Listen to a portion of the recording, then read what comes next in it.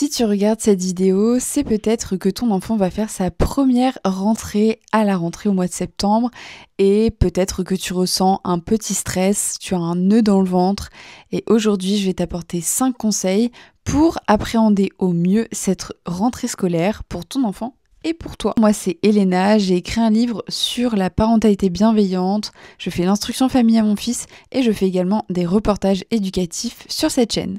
Alors si jamais tu ne me connais pas et que tu n'es pas abonné, je t'invite à t'abonner et à liker cette vidéo et à la partager à d'autres parents qui ont aussi la rentrée de leurs enfants au mois de septembre. Pour commencer, il est important d'anticiper le stress que va générer cette rentrée scolaire.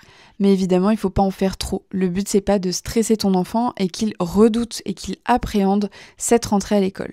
Le but, c'est vraiment d'en parler comme quelque chose de normal qui arrive à tous les enfants. Alors voilà quelques conseils. L'idée est de planter des repères rassurants. Alors, on va apporter à l'enfant des choses sur lesquelles il va pouvoir se baser avant l'entrée à l'école.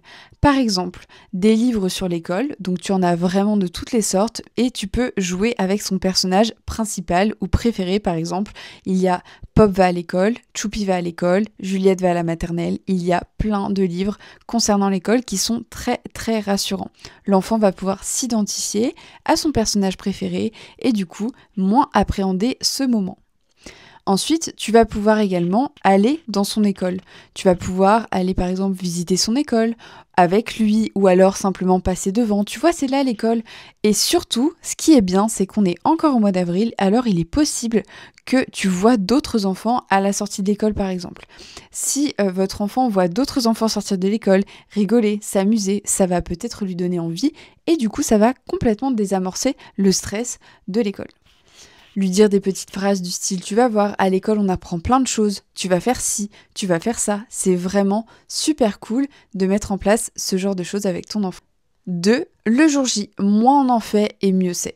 Le but c'est pas de se bourrer la tête toute la semaine avant la rentrée scolaire, mais justement d'être hyper relax. Si tu es relax, si toi tu ne lui bourres pas le crâne en lui disant « c'est bientôt, c'est dans 3 jours, c'est dans 2 jours, c'est dans 1 jour », voilà. Il faut vraiment pas faire ça. C'est comme par exemple quand on part en vacances, on n'est pas toute la journée là en train de rabâcher ce qui va se passer. Non, on est juste tranquille, on part et puis c'est tout. Et là, ça va être pareil pour l'école. Le fait de l'accompagner au mieux dans cette journée et justement de pas en faire une affaire d'État, ça va être beaucoup plus simple pour tout le monde. On arrive au problème le plus fréquent, évidemment, les pleurs. Malheureusement, en France, maintenant, l'école est obligatoire à 3 ans et il y a beaucoup d'enfants qui le vivent mal, voilà. Mais des parents aussi. Alors, personnellement, je trouve que c'est vraiment un crève-cœur de voir son enfant pleurer et de partir, mais malheureusement, les maîtresses ne nous donnent souvent pas le choix. Le problème, c'est que évidemment, lorsque un enfant ne pleure pas et qu'il voit tous les copains pleurer, il se dit « Ok, là, on me jette dans la fosse au lion, alors qu'est-ce qui se passe et que faire ?» Le but est vraiment de rassurer votre enfant au maximum. Avant de rentrer dans l'école, si vous sentez que la tension est palpable, attendez 5 minutes. Être en retard le jour de la rentrée, c'est pas la mort. Donc je pense que vraiment prendre le temps de parler, de lui dire « Ne t'inquiète pas, ça va aller. Si les copains y pleurent, bah écoute, c'est normal parce que ils appréhendent pas les choses comme toi. Si toi tu te sens un peu stressé, c'est normal aussi. Mais tu vas voir, quand je vais revenir te chercher, tu vas me raconter tout ce que tu as fait aujourd'hui. » Vraiment de désamorcer quelque chose, ça peut vraiment les aider. Et surtout de leur dire que oui, il y en a certains qui vont être tristes et comment est-ce qu'on peut les aider ? Responsabilisez-les auprès des autres. Par exemple, vous pouvez dire à votre enfant, si tu vois un copain qui pleure, bah, tu peux lui rassurer en lui disant que maman revient. Voilà, il y a plein de choses à faire. Vous pouvez également vous dessiner un petit cœur sur la main et sur la main de votre enfant pour qu'il se rappelle que maman pense à lui ou papa et que on l'aime et qu'on est là et que c'est pas parce qu'on se voit pas physiquement qu'on n'est pas présent avec lui. Vous pouvez également acheter des petits doudous, un chacun le même, et comme ça vous avez tous les deux un doudou dans la poche toute la journée qui représente maman et bébé. Voilà, ça c'est vraiment le grand classique de la rentrée scolaire et c'est quelque chose qui plaît chaque année parce que justement on a besoin de se souvenir qu'on n'est pas abandonné, qu'on n'est pas tout seul. Vous pouvez également, ça c'est quelque chose qu'on voit moins, mais écrire l'heure à laquelle vous allez chercher votre enfant.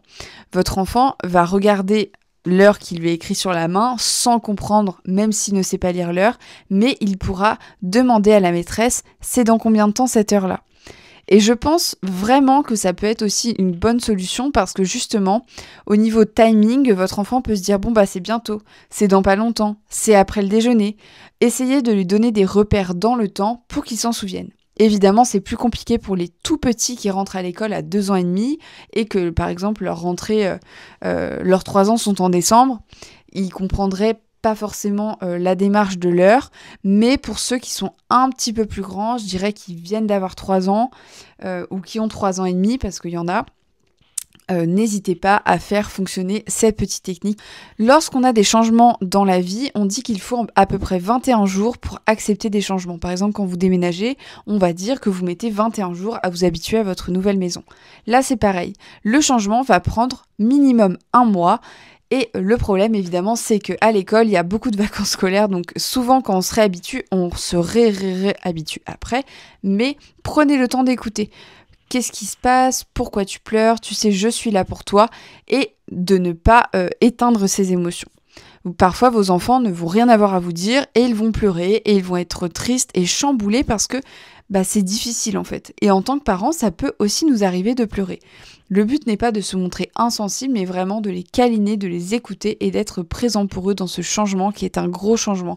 Même si nous, on ne se souvient pas de notre rentrée au maternel, je pense que on se souvient de notre première rentrée, par exemple, au collège ou au lycée, et c'est toujours un chamboulement. Alors même si on ne pleure pas, on est stressé avant d'y aller, souvent même on ne dort pas avant la rentrée, etc. etc. Et c'est pareil pour nos enfants, même s'ils ne se rendent pas compte la veille, ils peuvent se rendre compte à partir du jour 1, et ça c'est important aussi de l'accompagner. C'est très important également de positiver la situation un maximum. Vous entendez les craintes de vos enfants, mais vous restez positif. Mais tu sais, tu as trop de chance, tu vas rencontrer plein d'amis, la maîtresse, elle est super, etc. Voilà, vous avez vraiment plein de points que vous pouvez positiver au quotidien. La cour de récré, mais qu'est-ce que tu fais quand tu joues avec tes copains? C'est qui tes meilleurs copains? Est-ce que tu veux qu'on prévoie un goûter avec les copains à la maison, etc. Vous pouvez vraiment faire plein de choses pour que votre enfant pense toujours à l'école, mais d'une manière différente, pas comme quelque chose où on le dépose et on le laisse, même si c'est le cas, parfois malheureusement, même nous, en tant que parents, on n'a pas toujours envie. Et un petit aparté pour vous dire pourquoi j'ai souhaité faire cette vidéo alors que je fais l'instruction en famille. Je pense que c'est une vidéo que j'aurais vraiment aimé voir si jamais notre demande avait été refusée et que j'aurais dû scolariser mon fils à l'école. Voilà, tout simplement. Je pense qu'il y a vraiment une manière positive de voir la rentrée scolaire et c'est ça que je voulais partager en fait dans cette vidéo et pas que le fait que c'est trop tôt à 3 ans, etc. Je pense que déjà, il y a plein de mes abonnés sur les autres réseaux qui me disent j'appréhende la rentrée, mon enfant n'est pas propre, comment je vais faire Elena? Et en fait, je me suis dit, ok Elena, toi tu fais l'instruction famille, mais c'est pas le cas de tout le monde. Il y en a plein qui voudraient pas le faire, il y en a plein qui ne pourraient peut-être pas le faire. Et c'est bien aussi de prendre en compte le fait que tu fais partie d'une minorité et que tu peux aussi aider ceux qui font partie de la grande majorité de parents qui ont leurs enfants qui sont scolarisés. Voilà. Aparté terminé, on continue la vidéo. 4. On garde les routines à la maison. Garder les routines permet à votre enfant de savoir se situer. N'hésitez pas à prendre un semainier à la maison pour qu'il voit les jours où il est à l'école et les jours où il n'y est pas. Par exemple, vous savez que le lundi, le mardi, de telle heure à telle heure, votre enfant est à l'école et vous pouvez également, pour le rassurer encore plus, prévoir les repas à l'avance. Lundi, quand tu vas rentrer de l'école, on va manger ça. Ensuite, mardi, on va manger ça. Et mercredi, tu sais, t'as pas école, donc on va faire ça, ça, ça. Et on va manger ça, ça, ça. Le fait de rythmer les journées peut vraiment rassurer votre enfant en se disant « Ok, donc là, je sais où on en est. On est lundi, je vais manger ça, etc. » Et d'ailleurs, c'est quelque chose qui va potentiellement apprendre également à l'école, tout ce qui va être la phase de la journée, etc., etc. Le matin, le midi et l'après-midi. Attention à ne pas surcharger également les fins de journée, parce que en tant que parent, on sait à quel point les journées peuvent être éprouvantes, mais pour les enfants, imaginez bien tout ce plus qui va être vraiment très fatigant par rapport à la surstimulation qu'ils vont ressentir à l'école. Voilà, les enfants qui crient. Moi, j'ai fait 2 stages en école maternelle. C'était très très compliqué. Au bout d'une semaine, je me disais, mais à la fin de chaque journée, mais il n'y a pas de silence, pas 1 minute de silence. Alors, en tant qu'enfant, peut-être que c'est moins, on est moins sensible parce que bah, eux aussi ils parlent en fait. Mais je pense sincèrement que c'est épuisant, voilà. Donc à la fin de la journée, ils sont out. Et c'est d'ailleurs pour ça que je vous recommande également de ne pas prévoir de courses après l'école. Alors je sais que c'est pas toujours possible, mais si vous le pouvez, faites des drives. Mais voilà, évitez les courses aux enfants après l'école. Ça leur demande énormément d'énergie de rester calme, de rester debout, de ne pas pouvoir se détendre après leur journée. Je sais que chacun fait comme il peut, mais si jamais un jour vous pouvez éviter cette corvée de courses après l'école, pensez à ma vidéo et je pense que même à vous, ça va vous éviter des roulades par terre, des pleurs, des cris. Et oui, beaucoup, parce que quand on est fatigué, on a du mal à gérer. Mais alors les enfants, c'est 4 fois plus. Voilà. Et c'est pas pour nous embêter, c'est vraiment physiologiquement, c'est comme ça. Je sais pas si ça se dit physiologiquement. Et voilà. Et le principal, c'est vraiment que ton enfant trouve l'école positive. Alors, que faire en fait quand ton enfant ne supporte pas du tout l'école, il pleure, que ça ne va pas du tout, qu'il a des camarades qui l'embêtent, etc. Première chose, prendre le problème à bras le corps. Voilà, faut se le dire. Parfois dans certaines écoles, malheureusement, le problème ne sera pas réglé en interne et il faut vous déplacer, prendre des rendez-vous et régler le problème en interne. On ne banalise pas les violences. S'il y a des vraies violences, du harcèlement, vous pouvez totalement aller un petit peu plus loin. Mais premièrement, la première chose évidemment, c'est de voir si c'est possible de régler ça avec les parents des concernés, avec la maîtresse, si jamais c'est la maîtresse ou le maître qui se trouve désagréable, c'est possible aussi. Heureusement, c'est une minorité, mais c'est possible aussi. Vous restez le parent, vous restez la personne qui gère l'éducation de votre enfant, et je pense que vous avez votre mot à dire. Lorsque votre enfant vous dit quelque chose, croyez-le. Voilà, croyez-le et surtout ne négligez pas certaines situations et soyez attentif aux changements de comportement, gardez l'oreille tendue et surtout n'hésitez pas à vous immiscer dans l'école et à prendre le problème à bras le corps parce que je pense que c'est important. Mais ne vous inquiétez pas, dans la majorité des cas, tout se passe très bien et tout se passe bien et voilà. Si évidemment ça va très loin, n'hésitez pas à changer vos enfants d'école. Voilà, parfois malheureusement ça passe pas du tout.